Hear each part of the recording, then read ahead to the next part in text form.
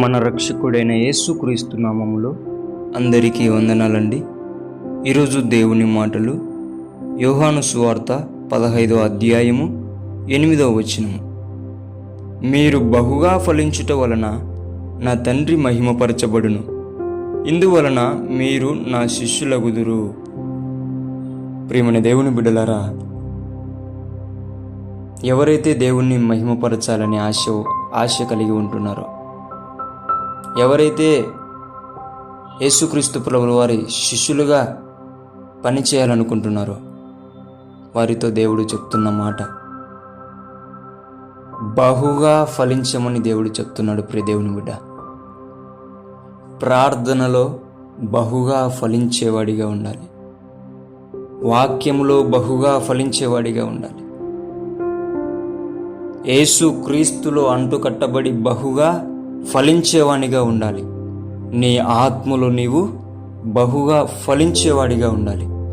అప్పుడు తండ్రి మహిమపరచబడతాడు. ఆ తండ్రి మహిమపరచడం ద్వారా నీవు కుమారునికి కూడా శిష్యునిగా తయారు చేయబడతావు. దేవుడు సంతోషంగా నీ ద్వారా పని జరిగిస్తాడు, తన చిత్తం నీ ద్వారా నెరవేరుస్తాడు. ఇంతకంటే భాగ్యం ఎవరికి దొరకదండి. అవకాశం పోగొట్టుకోకుండా ప్రతి ఒక్కరు కూడా దేవుణ్ణి మహిమపరచాలని ఆశ కలిగిన వాళ్ళందరూ కూడా, యేసుక్రీస్తు శిష్యునిగా పని చేయాలనుకుంటున్న వాళ్ళందరూ కూడా బహుగా ఫలించడం నేర్చుకొని, బహుగా ఫలించడానికి కష్టపడి ప్రయాసపడి మనమందరం కూడా దేవుణ్ణి మహిమపరుద్దాం, యేసుక్రీస్తు శిష్యునిగా పనిచేద్దాం. దేవుడి మాటలను దీవించునుగాక. ప్రార్థించుకుందాం. మహాసర్వశక్తివంతుడైన దేవుడా, మీకు వందనాలయ్యా. నిన్ను మహిమపరచడం,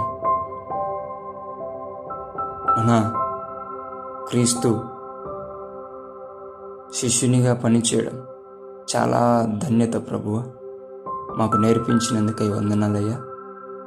మేము బహుగా ఫలించి నిన్ను మహిమపరిచే బిడ్డలుగా, మేము నీ శిష్యులుగా పనిచేయుటకు నీవే మమ్మలను సరి అయిన మార్గంలో నడిపించమని యేసునామములో ప్రార్థిస్తున్నాం తండ్రి.